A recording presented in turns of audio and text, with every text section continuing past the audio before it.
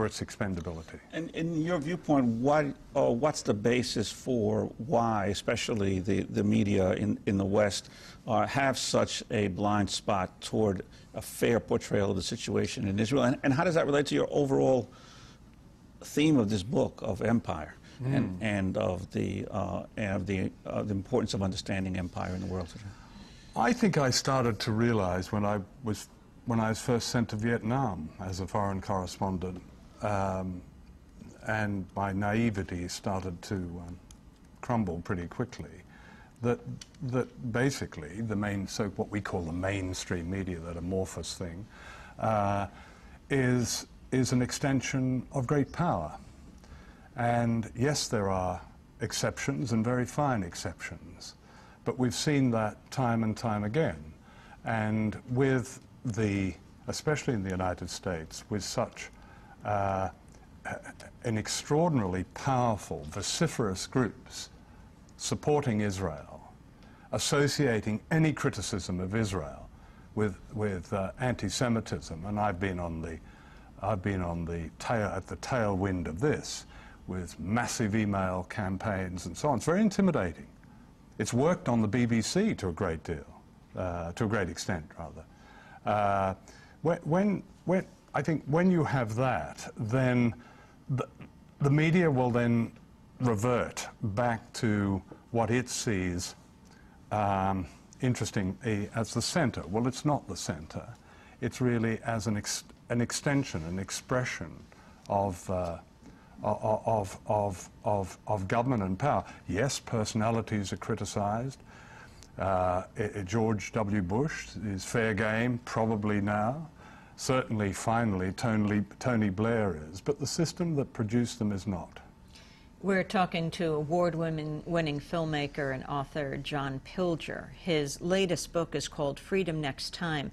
And the documentary, the film that he is just about to be released in the United States, is called The War on Democracy. When we come back from break, we'll play a clip for you. Stay with us.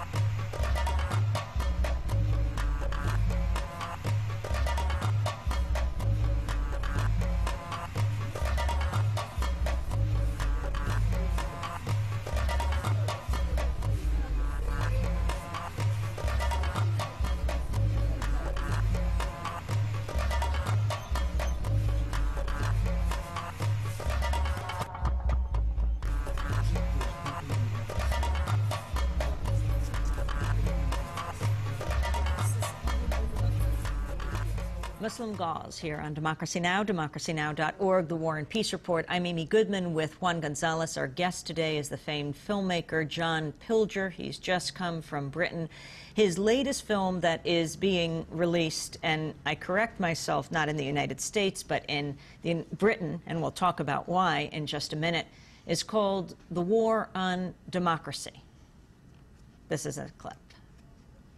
America will not impose our own style of government on the unwilling. Our goal instead is to help others find their own voice. In 1998, Hugo Chavez was elected president of Venezuela. His social reforms provoked hysterical attacks. By anyone. He is being taken prisoner. This is a coup. In April 2002, his government was overthrown. We suspend the president and all members of the Supreme Court. Democracy, democracy. This is a dictatorship. Chavez is a rightful president. They took me away. I thought I was going to die. A huge public outcry saw him restored to power. Very important to understand that the United States did not support that coup. Not support that coup. Never believe anything until it's been officially denied. We'll intervene whenever we decide it's in our national security interest to intervene. And if you don't like it, lump it. Since 1945, the United States has attempted to overthrow 50 governments. Isn't history taught in the classroom about the role of the U.S. government in human rights violations? The doctrine that was taught was that you use virtually any method necessary to get what you want. Torture? And killing. Killing. Get used to it, world. We're not going to put up with nonsense. Now the people of Latin America are fighting back. I go around Latin America. There is a fervor sparking off everywhere.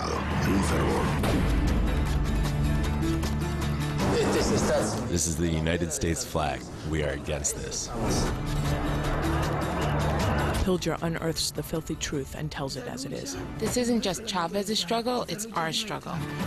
The truth in Pilger's hands is a weapon used against evil and injustice. The American empire has reached its end. The Great Awakening has arrived. The War on Democracy, just a trailer of that film that is being released in Britain by Lionsgate. John Pilger, talk about the film and then why we're not seeing it here. Well, the film, The War on Democracy, is the first one I've done for cinema. It'll be shown on television later. It opens in the UK on the 15th of June. It's set in Venezuela, Bolivia, Chile, Central America, and here in the United States. And it really is, I suppose, the story of empire again in the 21st century. But it's the story of the backyard. It's the story of that whole neglected terrain of empire.